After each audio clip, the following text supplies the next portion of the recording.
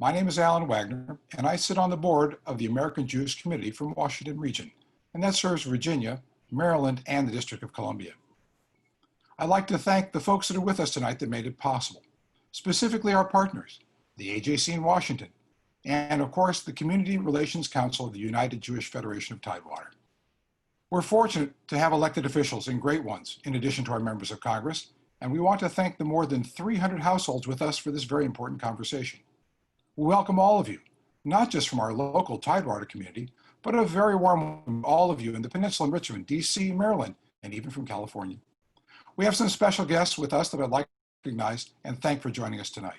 Christopher Noxon, the author of Good Trouble, Lessons from the Civil Rights Playbook. He spent several days with us sharing those lessons with the citizens young and old and urging them, as Congressman John Lewis of blessed memory did for so many years, to go out and make some good trouble. Andrew McClellan, Norfolk City Councilwoman, Virginia State Delegate Ayerdow, Drew Lumpkin, Senator Warner's District Director, and Jonathan Zur, President and CEO of the Virginia Center for Inclusive Communities. I also want to recognize the professors from Norfolk State University, Old Dominion University, our faith leaders, members of local and federal law enforcement, and many other civic leaders who have joined us tonight. As well, thank you one and all.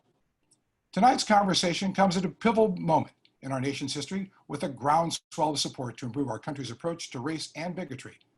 And with the uptick in anti-Semitic incidents, we ask our leaders how to get us on the path towards equality and equity. We are honored to welcome Tidewater's congressional representatives who serve on the Congressional Caucus for Black and Jewish Relations. I consider them my friends, and you should too. Great, probably the best we have in the entire country. Representatives Elaine Luria, Don McEachin, and Bobby Scott. Thank you, friends, for joining us tonight and for all that you do to represent us in Washington all year long. Our panel will be moderated by AJC's Deputy Director of Policy and Diplomatic Affairs, the wonderful Julie Fishman-Raymond. Julie serves as the lead legislative advocate for AJC's policy priorities and supported the launch of the Congressional Caucus on Black and Jewish Relations last year. Following their discussions, we'll take your questions. Please submit your questions at any time by using the Q&A button. It's at the bottom of your screen there. Now, if you don't see it, move your mouse around a little bit at the bottom of the Zoom screen and you'll see it in the middle of the lower bar. Again, thank you so much for coming. This is a great evening and we've got some great opportunities to make progress. Julie, the floor is yours.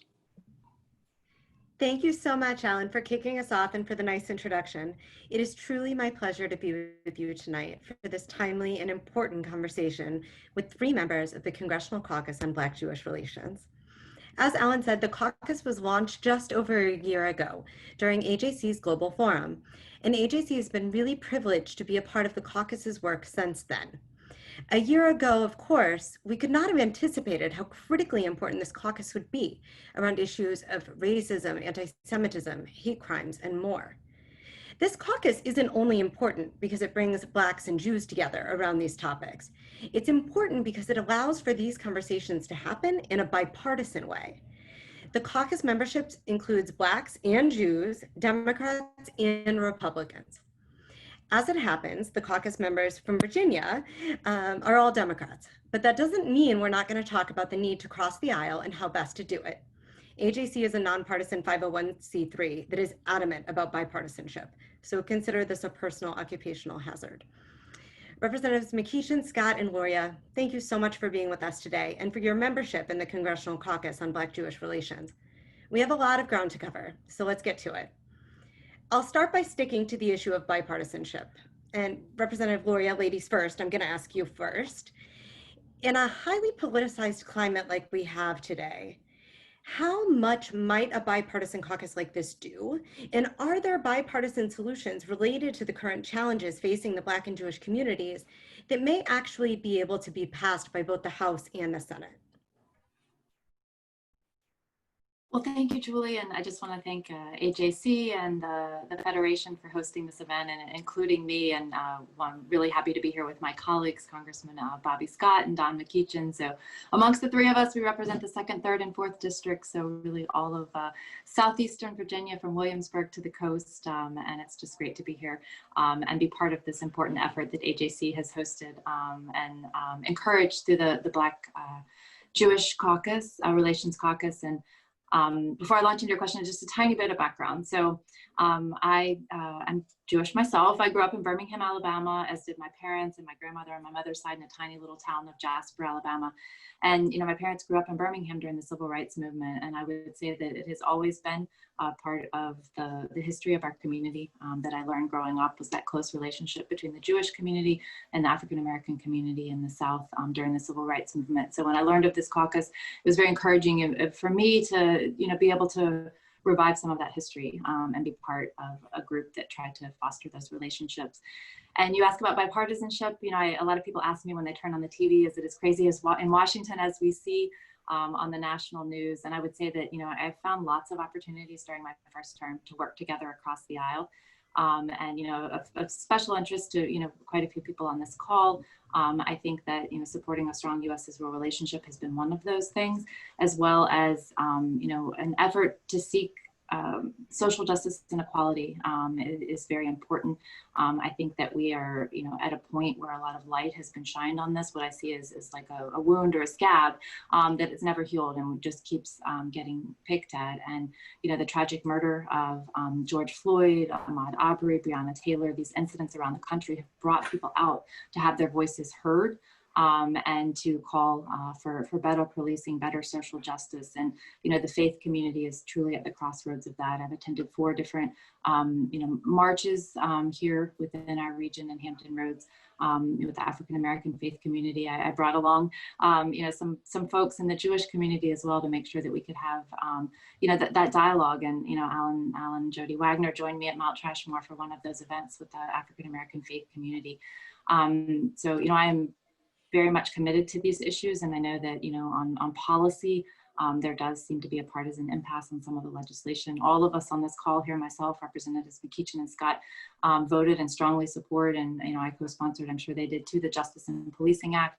And I think this brings together a lot of, you know, very important initiatives to get after some of these problems. With racial profiling, overuse of force by the police, militarization of the police, ending the practice of qualified immunity, which basically makes it almost impossible for someone to you know, seek recourse if their civil rights are violated. And I know that, you know, on the legislative front, you know, we're at an impasse with the different vision that the Senate has for that type of legislation. But I know that we'll all continue working tirelessly to get some of these improvements made.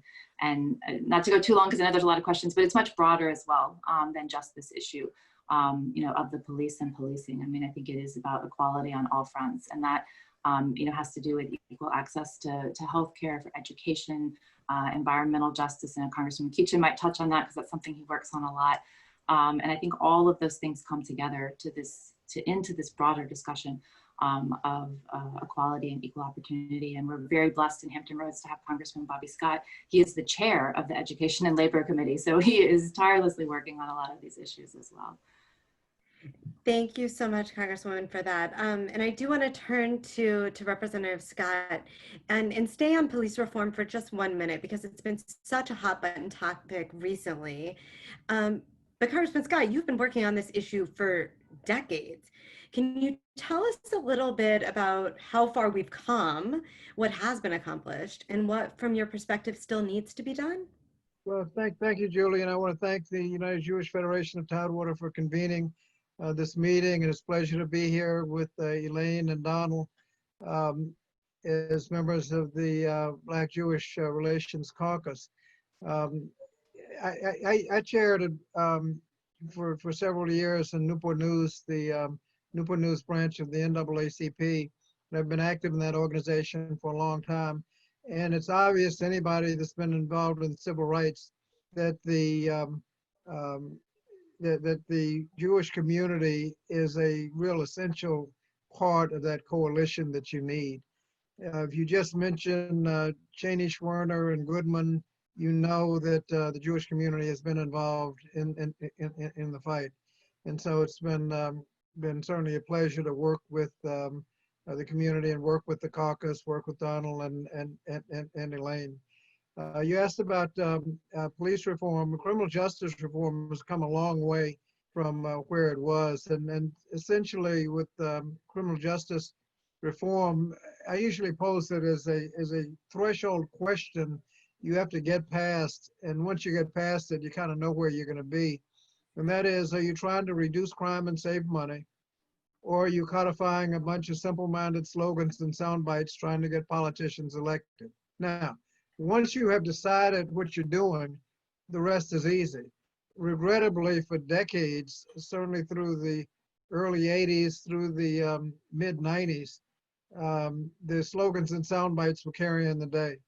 And slowly but surely, it did nothing to reduce crime. It just loaded up the prisons to the point where we lock up a higher portion of our population than any country on earth by far, and it's not close. So much so that some studies have said we're actually adding to crime rather than because of the wasting so much money on prisons, getting nothing for it. Parents trying to raise their children when they're sitting up in prison. People can't find jobs because they have prison records. So much of the Department of Justice budget going to prisons that aren't doing anything that could be used constructively. And so gradually, I think people have concluded, and part of it is they can't afford the foolishness. We've gotten to the point where we want to take an evidence-based approach, a fair approach, and reduce crime and save money. And the Policing Act is just one example of that. I think people have concluded that there has to be some restraint on policing. I think the George Floyd case, even after years after Rodney King and many others, when you got to George Floyd, some have attributed it to the COVID-19 virus. Everybody was stuck at home, so they had to see it over and over and over again, and it's just indefensible.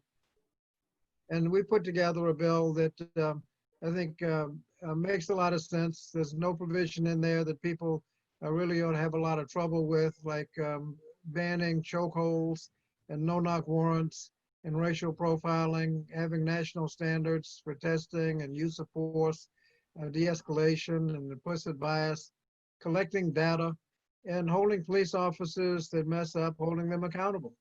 I think that's something people can agree on. We had bipartisan support in the House. I think there's a recognition in Congress that we ought to do something, just a matter of exactly what. But we've come a long way from the days where it was just come up with a poll-tested slogan and pass it, whether it makes any sense or not, to where we're really looking at the details of legislation, trying to make sure that it's evidence-based, that it'll reduce crime and save money, and that it's fair. Thank you for that context. I think it gives us a reason to hope. Congressman McEachin, I want to turn to you. You're a man of faith, and many may not know that you have a master's in divinity. I heard you speak quite movingly at the beginning of this Congress at a Democratic Faith Working Group meeting. Can you tell us a little bit about the role that you think religion has in terms of healing rifts and combating hate? And then sort of on the flip side, and much more difficult, what can we do? And I say we loosely. We viewers, we organizations like the JCRC and AJC, you members of Congress, what can we do when clergy are actually the ones that are spewing hatred or breeding dissent? Wonderful question. And first of all, let me thank you all for allowing me to be part of this conversation. It's always good to be in the same room, or should I say the same Zoom, as Elaine and Bobby, my good colleagues that together we have the privilege of representing most, if not all, of Hampton Roads. Yes, I do have my Master's of Divinity, and for me, it helps inform my politics. If I can just digress for a moment. I'm a ordained Baptist minister now. I raised my family and provided for my family by being a trial lawyer. So becoming a minister is something that's come late in life, and it's not at all been profitable economically. So I didn't make my money preaching in the pulpit. That being said, for me, it informs my politics. When I look at the cornerstone of my faith, which is the ministry of Jesus Christ, and I look at who he ministered to, it was the working poor, those folks who were trying to eke out an existence and in what was then known as Palestine, would later on become Israel. And to me, that is the charge that I have, at least in my public life, is to try to represent those working poor, to try to look out for those folks who are voiceless, who do need assistance in the public square. So that's how it impacts me personally. The second half of your question is, what can we do? And you said we usually, especially when we see people who are clergy spewing hate. I think the first thing that we need to remember is that all of us, regardless of our faith backgrounds, regardless of what degrees we have, all of us are called to be ministers. All of us are called to minister to one another and to reflect what we see as God to others. That being said, then it is relatively easy or easier to reject the hate that we see coming from clergy. The reason that affects us so much is that we tend to put clergy up on a pedestal. We pretend like they have some sort of access to knowledge that the rest of us don't have, that they have some sort of in with God.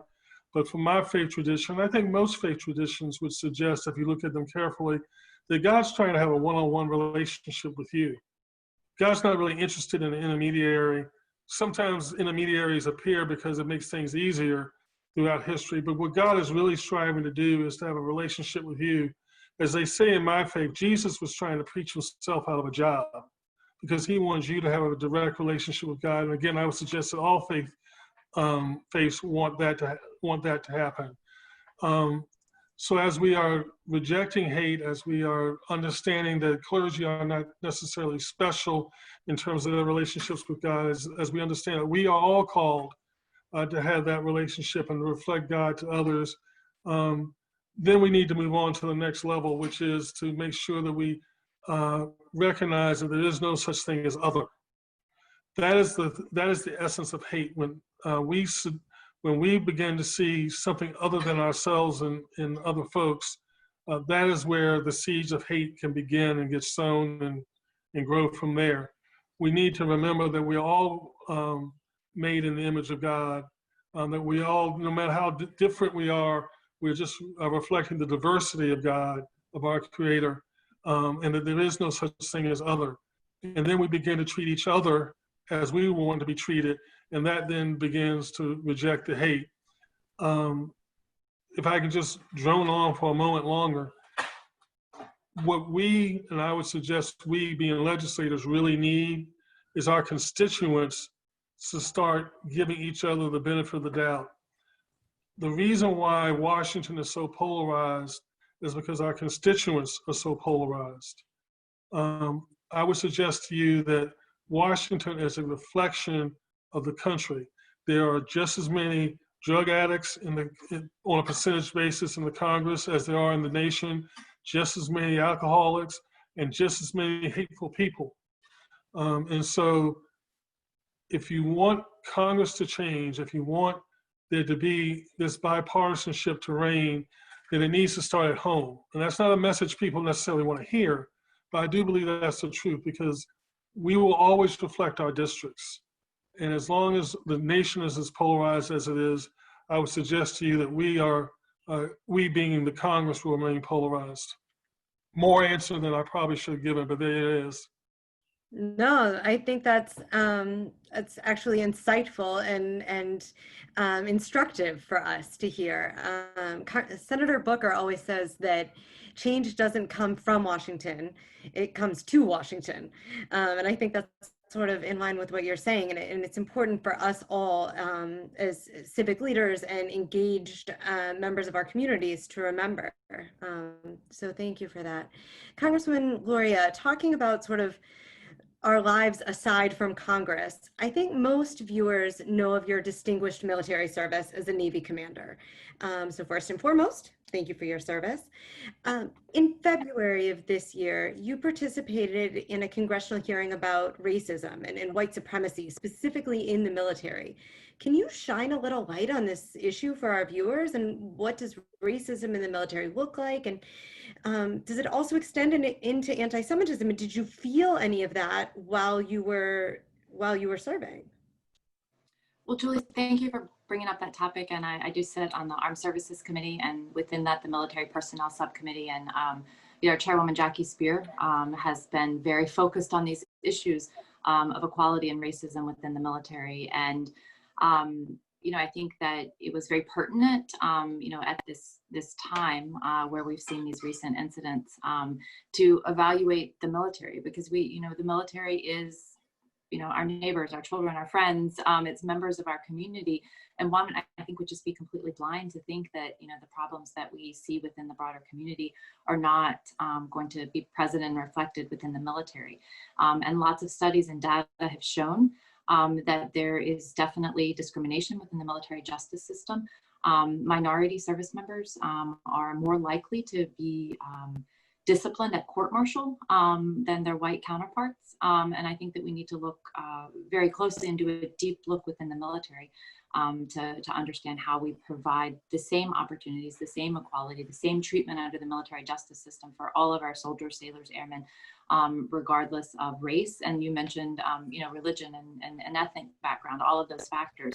I think that in certain ways, the military has led the rest of society on certain things. When you look at integration of the military, there were certain steps taken within the military that led other sectors of our country and society, and as well with some of the recognition of LGBT rights, for example. Certain things that are still not law at the federal level are certainly in regulation in the military, the fact that you cannot discriminate based off of those factors. And so I think that the military needs to lead by example. It needs to look very closely inward. And we have seen at military leadership, both the chairman of the Joint Chiefs and Secretary of Defense Esper came and testified before the House, and these types of questions were asked, and they both very adamantly committed themselves to doing a deep look within the military to root out these problems, determine what types of systems are in place to respond if someone is identified and affiliating themselves with white supremacist group and other things, to really look at the military's policy to make sure that those things are not cancers within our ranks. So I think it's a very important issue. And, as far as anti-Semitism, myself within the military, I certainly was, usually one, if not the only, or one of very few Jewish members where I was stationed. And I, think that something that's very important within the military is religious accommodation. And the fact that chaplains, regardless of religious affiliation, provide those accommodations for all service members. And I think that's something very important within our chaplain corps that we preserve, because it's very unlikely that a Jewish or Muslim service member would be stationed where one of the few rabbis or imams who are, wear the uniform as chaplains exists. So I think it does go back as well to that question that you asked of Congressman McEachin about, what types of views our faith community espousing. I think it's a very high bar for the military chaplains to make sure that they accommodate people of all faiths, whether it is the same faith that they practice themselves or not. And I think that that's important for us to continue to examine as well within the Military Personnel Subcommittee, because there have been instances, where I think that position of chaplains within the military has been abused, as far as recognizing the multitude of faith traditions that are represented within the military. A lot of issues to unpack there. Congressman Scott, you chair the Committee on Education and Labor. What's the role of education in defeating racism and bigotry? And is America doing enough to make sure that the next generation really understands the threats of hate, the legacy of slavery, the intrinsic value of pluralism to our democracy, all of these issues that get to the core of what we're talking about today?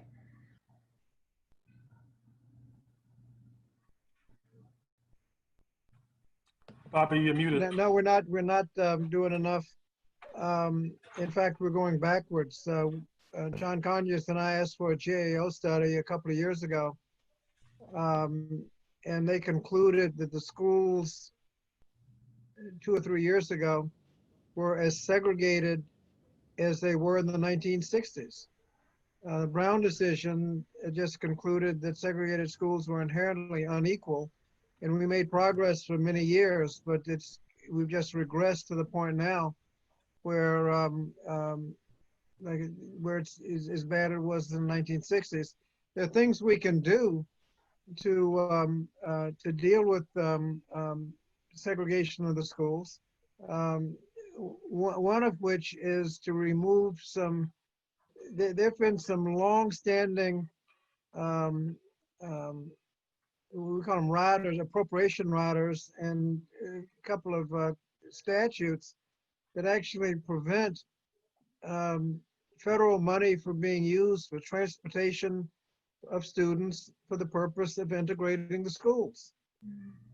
I mean, you remember that was something that you wouldn't be surprised when it first got there in the early 60s and 70s. You weren't surprised that such a limitation on the use of federal funds was there, but you'd be shocked that it's still there. We finally got the appropriation rider eliminated, I think either last year or the year before. And there's a statutory provision that we ought to be able to take care of, which already passed the House and we expect it to pass the Senate. The agreement is that there won't be a recorded vote. It'll just happen. Whatever, just get the job done. But we still have provisions like that going on. There are things we can do. The Supreme Court has not been helpful. After years of being very aggressive to integrate the schools, they've really taken a step back. Several years ago, there were decisions in Seattle and Louisville that said that the voluntary school integration plans that they had in effect, voluntary school integration plans, were unconstitutional. And the Obama administration came up with a funding program, a little $30 million technical assistance program that cities could apply for the money to get technical assistance to how to fashion an integration plan that would be effective and could withstand constitutional challenge. You can do it, but you got to just make sure you do it right. Before the money could go out, the Trump administration came in and canceled the program. So we still have a lot of work to do. But just school integration is still a challenge. We got problems like disparities in discipline, for example. You just count this fully documented black children for offenses committed by white children get suspended, much more likely to be suspended. I mean, it's been clearly documented. The Obama administration fashioned some instructions, we call guidance, on how school systems could reduce the discrimination without jeopardizing school safety. And that guidance was making a little progress. This administration came in and withdrew the guidance. I mean, so, we're really going backwards and still have a lot of work to do. But the work goes on, and we're going to keep fighting. Feels crazy to think that we're in 2020 and we're still talking about school integration. Speaking of 2020, Congressman McEachin, last year, a bill that you introduced was passed to block bad actors from spreading misinformation about voting times and locations and eligibility for voting. It was part of a larger bill related to election interference. You've been sounding the alarm for years. Now, as we're leading up to November, what's the biggest threat to voting, and what can we expect in Virginia and throughout the U.S.? Well, fortunately in Virginia, our General Assembly's done yeoman's work in making sure that the elections will be as fair and as open and as easily accessible as possible. We've got no excuse absentee voting now. We can vote before Election Day in person 45 days beforehand. They're going back to work on August 18th, and there may be some adjustments made on how to get an absentee ballot and what needs to be filled out. So Virginia, for the first time in my lifetime, is really making serious progress towards a more open, more inclusive, making it easier to exercise the franchise. Across the nation, what we see is the disappearing of polling places, the sabotage of the United States Postal Service, difficulty in the attempts to make it difficult to even register to vote, or get easy access to the polls. All those things are going on nationwide. I think what we will ultimately end up doing, though, is that people are so fired up. There's so much energy out there that all this will be overcome. People who are concerned about the post office, get your ballot and mail it in early. There can't be that many people who don't know who they're going to vote for at this point. I just absolutely refuse to believe that. You may not be voting the way I think you ought to vote, but you know how you're going to vote. No need in holding back. Put your ballot in the mail and let it go.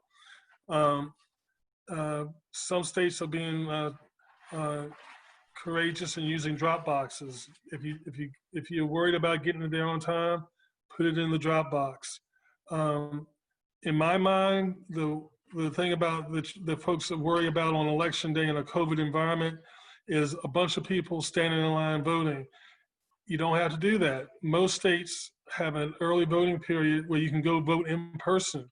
It might not be like Virginia, 45 days. It might be a shorter time period, 11 days.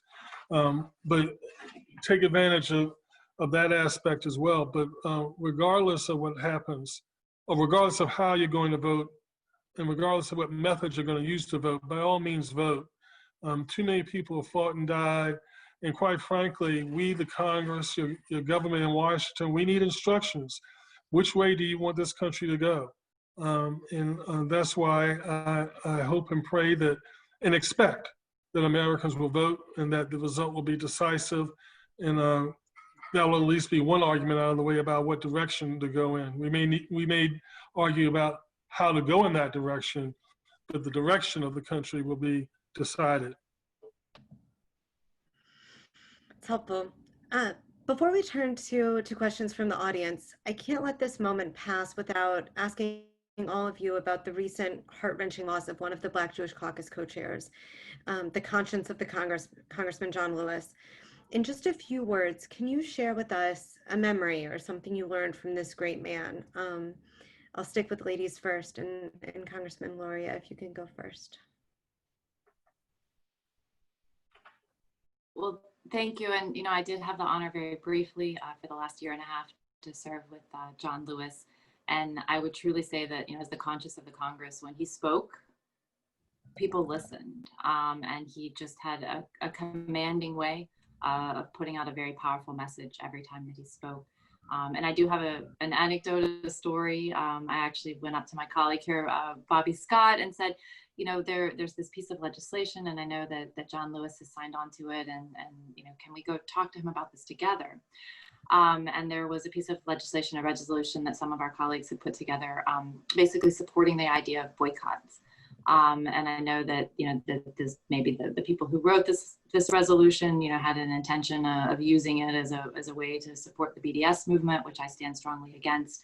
And I was very concerned, that John Lewis, who, his long history, a deep history, integral history to the civil rights movement and the use of boycotts in that capacity, that could not have been his intention, especially with his very strong and lengthy history of support for the U.S.-Israel relationship. So I had the opportunity to approach him, to speak to him about that. Bobby Scott was actually, part of that conversation with me. And, he reassured me, it took very few words for him to reassure me that, his intentions were solely towards, the idea of the voice of the people and the use of boycotts in the manner to which he had led as an example in the civil rights movement to do that. And, I think that he is a very powerful figure in our history. And I know that his influence will be remembered. And, I just had a very, very brief opportunity and privilege to work with him in the House. And,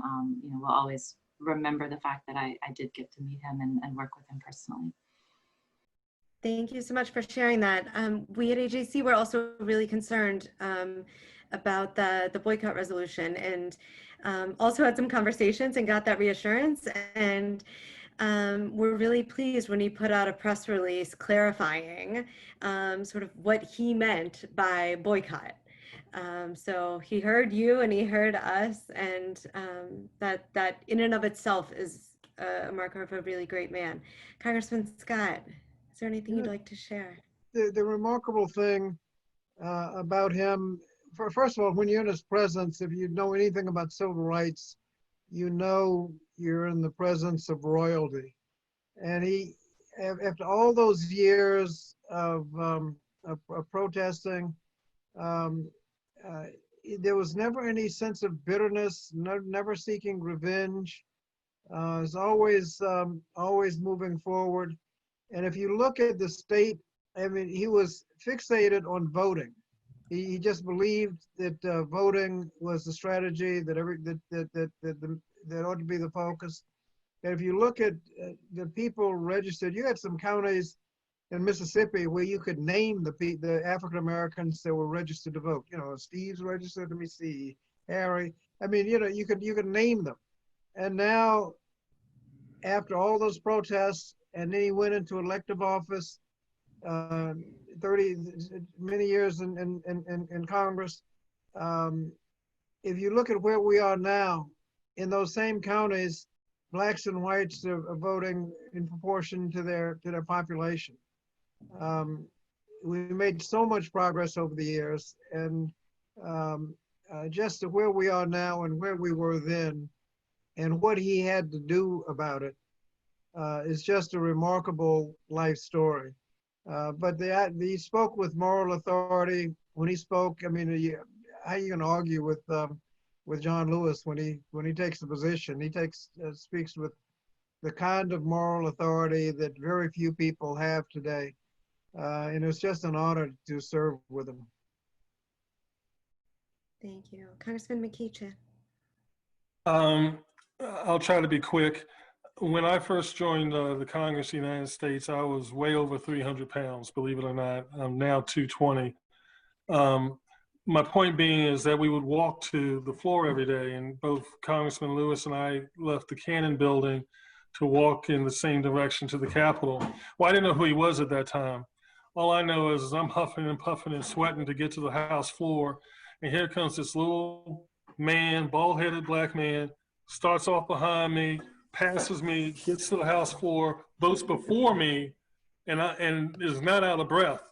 And this would happen day after day after day. And so finally I turned to Jim Clyburn and I said, "Who is that man?" He says, "That's John Lewis." And so I would tease Mr. Lewis about that as over the few months and years I had to serve with him. And the one thing he told me that stuck with me and continues to stick with me was, he said, "Brother, all I do is put one foot in front of the other." And the takeaway that I take from that is that, you know, as we progress as a society, as we try to move towards a more perfect union, the way to do that is just to keep putting one foot in front of the other. And I'll be forever grateful for the time that I served with him. Beautiful, beautiful. Okay, I'm turning to some questions from the audience. First one is, I actually don't have a name for this one, anonymous. There's been an incredibly close relationship between Blacks and Jews, especially during the civil rights movement. But in recent weeks, we've seen several prominent Black leaders from sports, athletes, celebrities, the NAACP leader from Philadelphia, making hurtful and inflammatory anti-Semitic statements. Thankfully, others have come out to condemn those remarks, but there are issues that need to be addressed. What can the caucus do, and what should members of Congress individually do? Congressman McKeecha, I'll go to you first.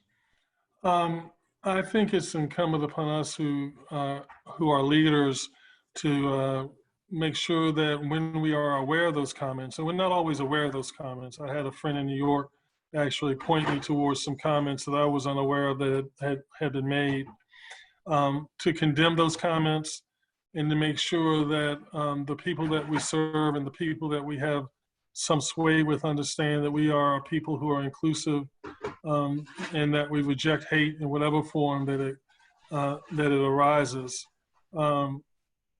I think the other thing that's incumbent upon us to remember is that hate takes all forms. It's not just racist, it's not just anti-Semitic, it's not just anti-Muslim. Those are just some of the forms it takes, but it takes many, many different forms and needs to be confronted in whatever form we find it. There's a similar question in the chat. So I'm going to ask this question and give it to you, Congressman Scott. Um, a community member points out we're told to speak up and call out hate in the Jewish community.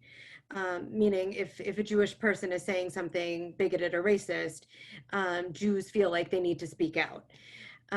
What's the message in the Black community when a member of your community makes anti-Semitic remarks? And I would sort of add to that, is there a difference because Jews are 2% and African Americans make up a much, much, much larger percentage of American society?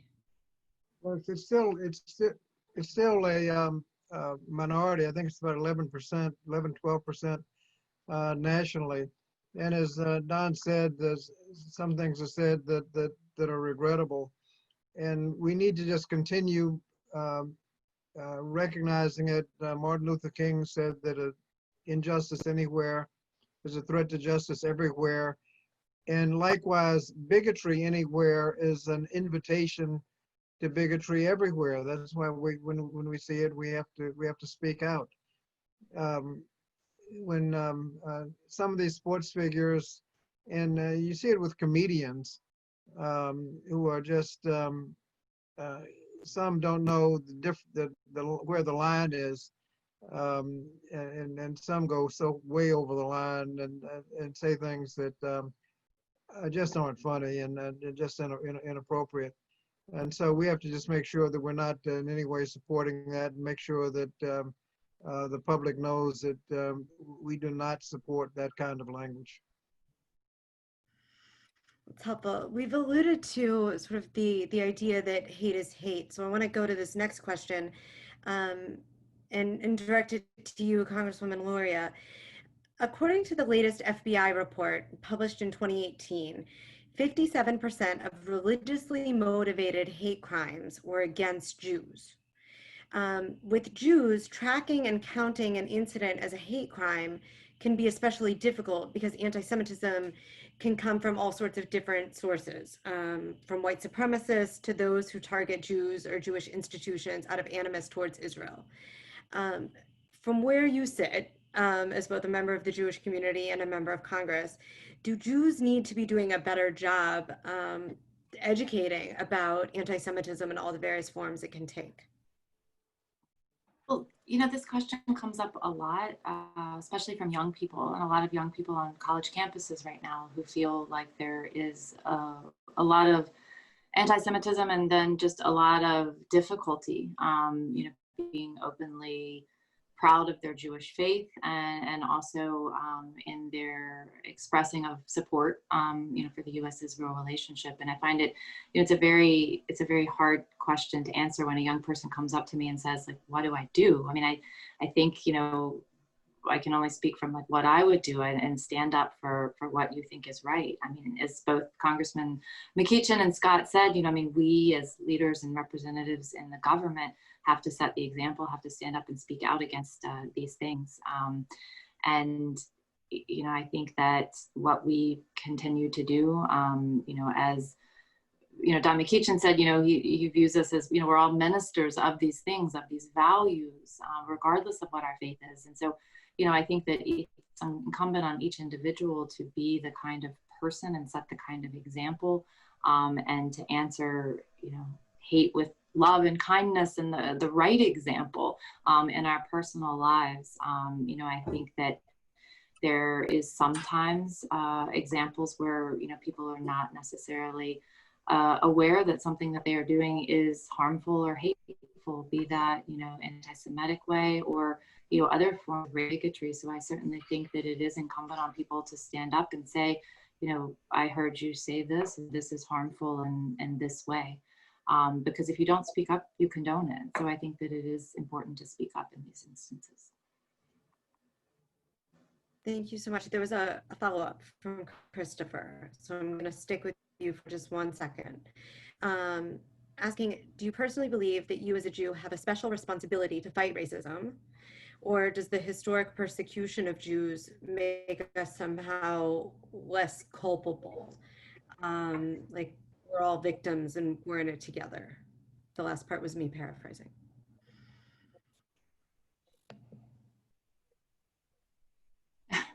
I'm sorry. I'm having a little bit of trouble with my connection, but I think I caught the part of your question. And I guess I'll just answer by saying that as an elected member of Congress, I never thought that the first time that I spoke on the floor of the House would be to stand up and speak against anti-Semitism.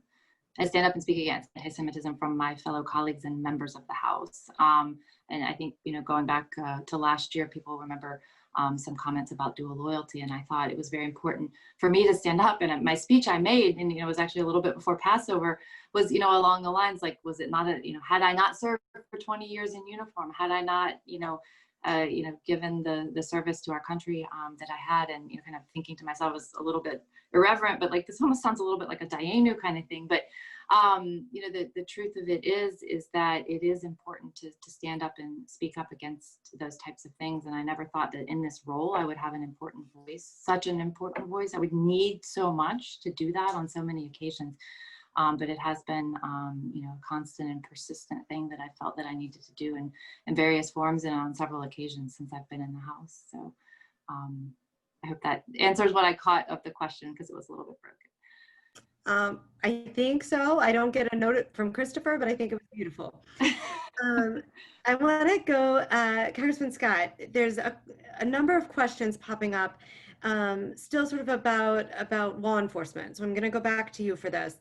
And the crux of these questions seems to be, as there are protests for racial justice and against police brutality, how do we balance that with protecting and respecting law enforcement?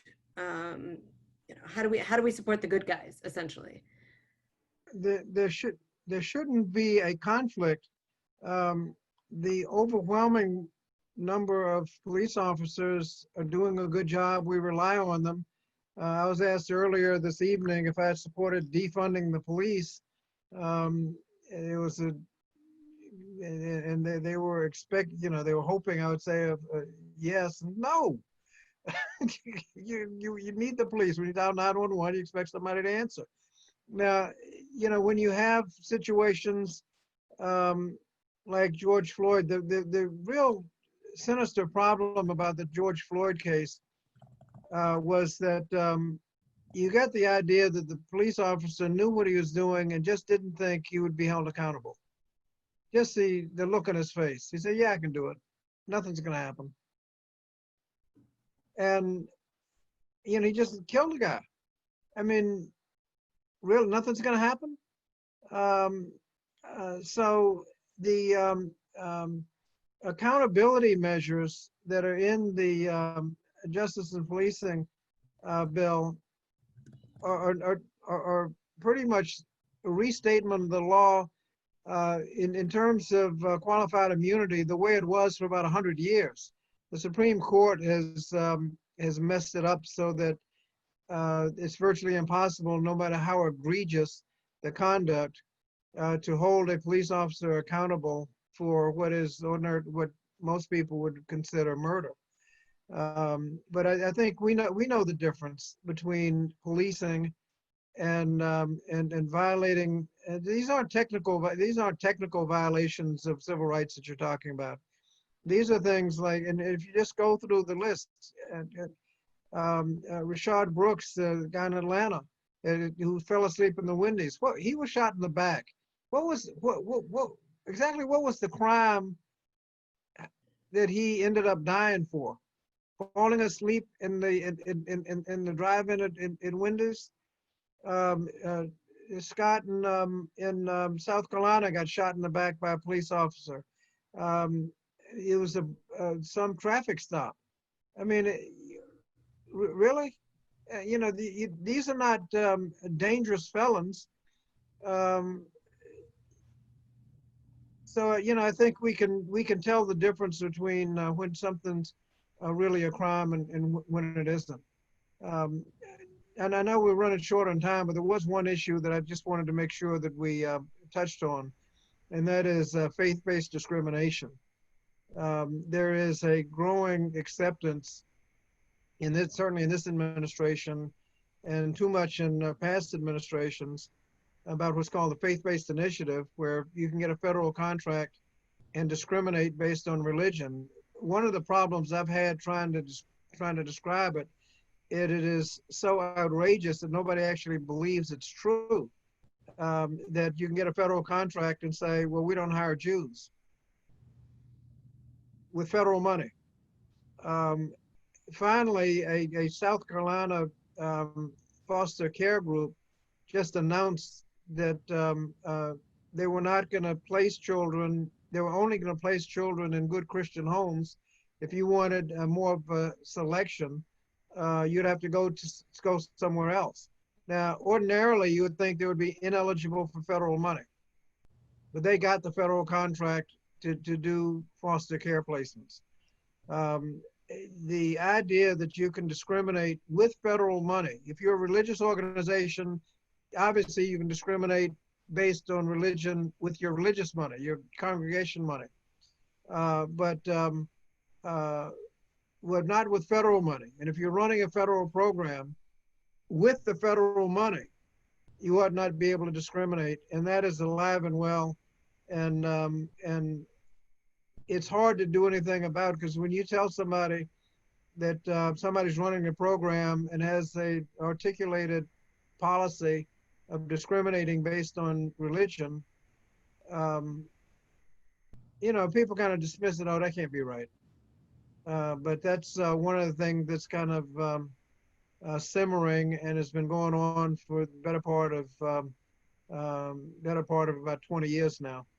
And usually they have the common decency to deny it, to not know what you're talking. I've got clips on my website where you have administration officials, regrettably, Democrat and Republican, where they say, I don't know what you're talking about. Oh, we wouldn't do that. We'd try not to do that. I mean, just kind of, you know, then my 5 minutes is up.